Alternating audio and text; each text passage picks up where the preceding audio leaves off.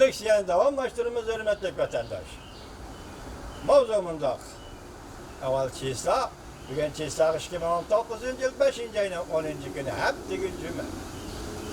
Mavzumunda Amerika Koşmuş Ştatları Devlet Meclisi Avam Palatası Tayvan münasebetlerini küçeytiş karar layihesi umumu avaz bilen makuldür.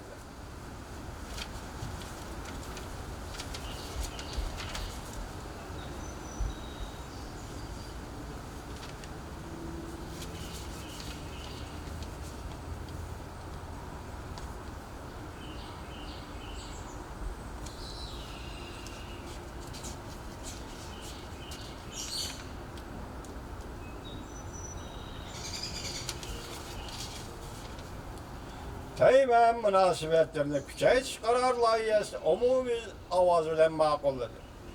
Mavzulu haber 5. ayının 8. günü Amerika Avaz'ın takip programı ilan kılındı. Haber bunda başlar. Washington, Amerika Koşmuş Ştatları Devlet Meclisi Avam Palatası haftanın 2. günü yani 5. ayının 7. günü Tayvan'ı kollaş karar layihesi umumi avaz bilen makuldür. Tayvan, Beijing'in gün sayın örülevatkan harbiy ve diplomatik besimine duç gelgen bir peytde.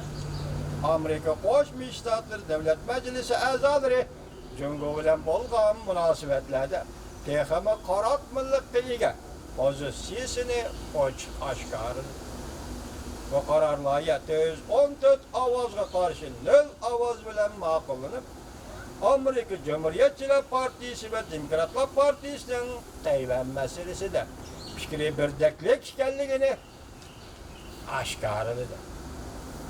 Karar layihenin mezmunları cümleden Tayvan münasebetleri kanunu ve 6 türlü kapaletname Amerika-Tayvan münasebetinin holteşidir.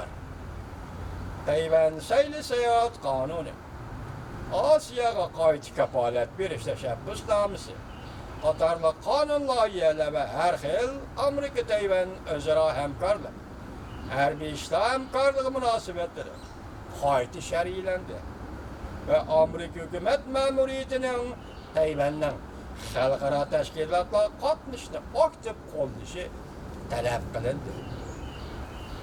Yana başka bir karar layihe 2019 yılda Tayvan kapaleti kanun layihesi mi? Avam Palatası da umumi avaz bilen makullandı. Bu kanun layihe Kengeş Palatası da makullangandan keyin andan Prezident'ten imza koyuşu yolunu. Bu kanun layihesi Tayvan'dan müdafaa gücüne aşıraş. Amerika-Tayvan iktisadi münasebetlerini küçeytiş şerhilendi ve takitlendi. Tayvan'ga kapalet veriş kanun layihesini o'ttirib qo'ygan Avam Palata Tashqi Munosabatlar Komitetining oppozdaq a'zosi. Cumhuriyetçiler Partisi'nin a'zosi Mike McCaul nutq so'zlab bunday ko'rsatdi. Bu kanun layihasi Amerika Qo'shma Shtatlar Davlat Mahkamasiga Amerika Tayvan diplomatik bağda keldi aloqalarda bu o'zini cheklashni bekor qilish to'g'risida haydakchilik qildi. Tunji qatam Davlat Majlisining bu siyosatni tushunishiga ruxsat qilindi. Her navbatlik Amerika Qo'shma Shtatlari hukumati Tayvan bilan bağda keldi qilganda zaruriy bo'lmagan o'z oldiga ish ko'rish bilan cheklashlarda bo'lgan edi. Belki bunday cheklashlarning kengaytirilishi Cumhur Kompartiyasining og'rinishlarga berilgan javob edi. Amerika Qo'shma Shtatlar Davlat Majlisi Tayvan munosabatlari qonuni tuzgan bir organ bo'lish ustida bu siyosatlarni qanday tuzishni tushunish masalasida so'z qilishga huquqli bo'lishi kerak. McCaul bunday ko'rsatdi. Tayvan munosabatlari qonuni Amerika-Tayvan munosabatlari g'ayriy hukumat munosabati degani yo'q. Butunlay demokratiyalashgan Tayvan Amerika bilan texmi yo'q bir qatlamda munosabatlashishga yo'l qo'yish kerak.